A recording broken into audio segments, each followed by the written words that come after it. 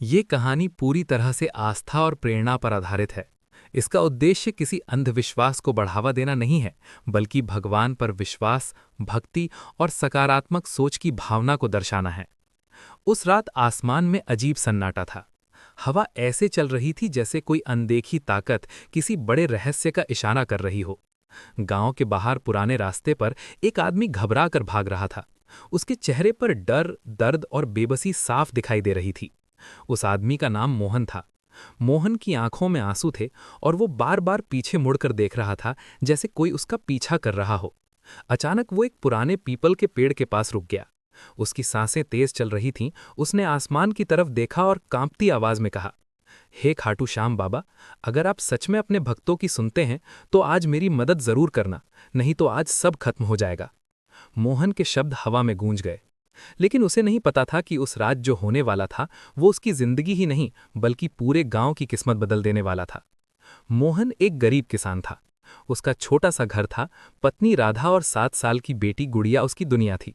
मोहन बहुत मेहनती था, लेकिन पिछले 2 साल से उसकी किस्मत जैसे रूठ गई थी। पहले सूखा पड़ा, फिर फसल खराब हुई, और फिर गांव के सबसे अमीर आदमी रघुवीर से लिया हुआ कर्ज उसके गले का फंदा बन गया।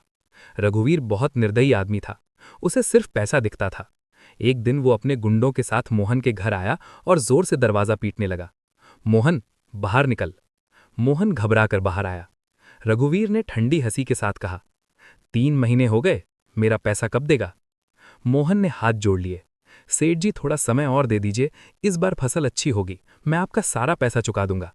रघुवीर की आंखें लाल हो गईं। मुझे बहाने नहीं चाहिए। अगर 7 दिन में पैसे नहीं मिले तो ये घर भी मेरा और तुम्हारी जमीन भी मेरी। इतना कहकर वो चला गया। मोहन जमीन पर बैठ गया। राधा रोने लगी। गुड़िया मासूमियत से बोली, पापा आप रो क्यों रहे हो? मोहन के पास कोई जवाब नहीं था। उस रात मोहन सो नहीं पाया। वो घर के बाहर बैठा आसमान को देख रहा था। तभी दूर से मंदिर की घंटियों की आवाज आई। गांव के खाटू श्याम मंदिर में भजन चल रहा था। मोहन धीरे धीरे मंदिर की तरफ बढ़ चला। मंदिर में कुछ लोग भजन गा रहे थे, हारे का सहारा बाबा श्याम हमारा। मोहन की आंखों से आंसू बहने लगे। वो मूर्ति के सामने घुटनों के बल बैठ गया। बाबा, मैं हार गया हूं, मेरे पास कोई रास्ता नहीं बचा। अगर आप सच में हारे के सहारे हो तो मेरी लाज रख लो। उसने पहली बार दिल से प्रार्थना की। उसी रात उसे एक अजीब सपना आया। सपने में उसने देखा कि पूरा आसमान नीले और सुनहरे प्रकाश से भर गया है। उस प्रकाश के बीच एक दिव्य रूप दिखाई दिया। एक शांत लेकिन शक्तिशाली आवाज गूंजी, डर मत मोहन, मैं तेरे साथ हूं। मोहन घबरा कर जाग गया। उसका दिल तेजी से धड़क रहा था। सुबह हुई तो उसे लगा शायद ये सिर्फ सपना था, लेकिन उसी दिन कुछ ऐसा हुआ जिसने उसकी सोच बदल दी। जब वो खेत की तरफ जा रहा था तो रास्ते में उसे एक बुजुर्ग साधु मिले। साधु की आंखों में अजीब चमक थी। उन्होंने मुस्कुरा कर कहा, बेटा परेशान मत हो, जब सब रास्ते बंद हो जाते हैं तब शाम का दरवाजा खुलता है।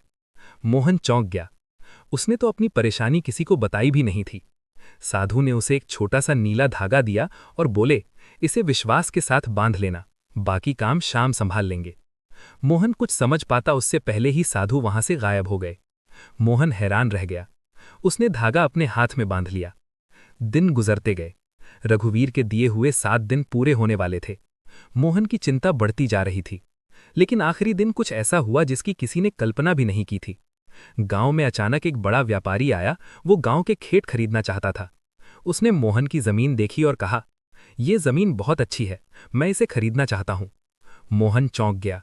उस जमीन की कीमत इतनी मिली कि उसका सारा कर्ज चुक गया और उसके पास पैसे भी बच गए। रघुवीर हैरान रह गया। लेकिन कहानी यही खत्म नहीं हुई। उस रात मोहन फिर मंदिर गया। जैसे ही उसने मूर्ति के सामने सिर झुकाया, उसकी आंखों के सामने वही बुजुर्ग साधु का चेहरा आ गया। तभी मंदिर के पुजारी ने कहा, अरे मोहन, तुमने सुना? आज मंदिर में एक चमत्कार हुआ है। मोहन ने पूछा, क्या? पुजारी बोले, आज सुबह किसी ने बाबा के चरणों में एक नीला धागा चढ़ाया है, बिल्कुल वैसा ही जैसा खाटू श्याम के भक्त बांधते हैं। मोहन का दिल जोर से धड़कने लगा। उसने अपने हाथ की तरफ देखा, धागा गायब था। उसकी आंखों से आंसू बहने लगे। वो समझ चुका था, वो साधु कोई साधारण इंसान नहीं थे, वो खुद खाटू श्याम बाबा की कृपा थी। मोहन जोर से रो पड़ा और बोला, धन्य हो बाबा, आपने मेरी लाज रख ली। उस दिन के बाद मोहन की जिंदगी बदल गई। लेकिन सबसे बड़ी बात यह थी कि अब उसे किसी चीज का डर नहीं था, क्योंकि अब उसे यकीन हो चुका था कि जब इंसान पूरी तरह हार जाता है तब कहीं ना कहीं खाटू श्याम बाबा अपने भक्त का हाथ पकड़ने जरूर आते हैं। अगर आपको भी खाटू श्याम बाबा पर सच्चा विश्वास है तो कमेंट में जरूर लिखें, जय श्री श्याम। और अगर आप चाहते हैं कि बाबा की कृपा हमेशा आपके जीवन में बनी रहे तो इस वीडियो को लाइक करें, चैनल को सब्सक्राइब करें और इस कहानी को ज्यादा से ज्यादा भक्तों तक पहुंचाएं, ताकि हर हारे हुए इंसान तक बाबा का संदेश पहुंच सके कि हारे का सहारा बाबा श्याम हमारा।